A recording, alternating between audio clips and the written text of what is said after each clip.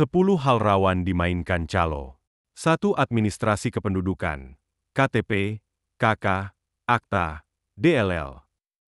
Urusan dokumen kependudukan sering dianggap rumit dan memakan waktu, sehingga banyak orang tergoda menggunakan jasa calo.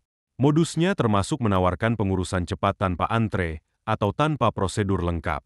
Risiko yang muncul bisa berupa data ganda, dokumen tidak sah, bahkan penyalahgunaan identitas.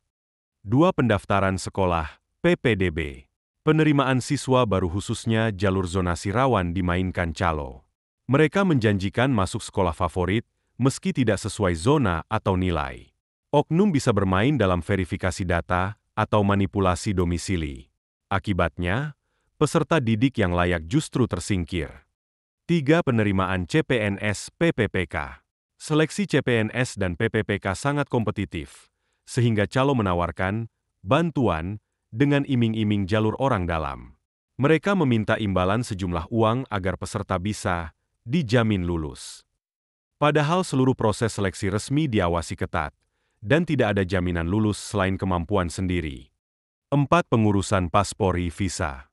Banyak orang yang tidak memahami proses pengurusan paspor atau visa, sehingga mempercayakan pada calo. Sayangnya, banyak calo tidak bertanggung jawab dan menggunakan dokumen palsu atau manipulatif yang bisa menyebabkan penolakan atau pencekalan oleh pihak imigrasi. 5. Kerja di luar negeri, TKI, TKW. Calon pekerja migran sering jadi korban agen ilegal yang mengaku bisa memberangkatkan ke luar negeri dengan proses cepat.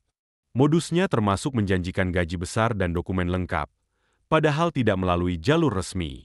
Akibatnya bisa sangat fatal, seperti eksploitasi kerja, tidak digaji, hingga perdagangan manusia. 6. Rekrutmen BUMN swasta. Calo menjanjikan kelulusan dalam proses rekrutmen perusahaan besar, baik swasta maupun BUMN, dengan syarat membayar sejumlah uang. Mereka mengaku punya koneksi dengan HRD atau panitia seleksi. Padahal, semua proses rekrutmen resmi dilakukan transparan dan tidak memungut biaya. 7. Pengurusan tanah sertifikat.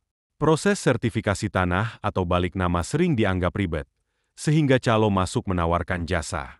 Bahkan ada yang memalsukan dokumen seperti girik, akta jual beli, atau surat waris. Bila menggunakan calo, risikonya bisa kehilangan hak atas tanah atau terlibat sengketa panjang di pengadilan. 8. Surat kendaraan. Pengurusan STNK, BPKB, balik nama, atau mutasi kendaraan sering dimanfaatkan calo, terutama karena masyarakat malas antre atau tidak paham prosedur.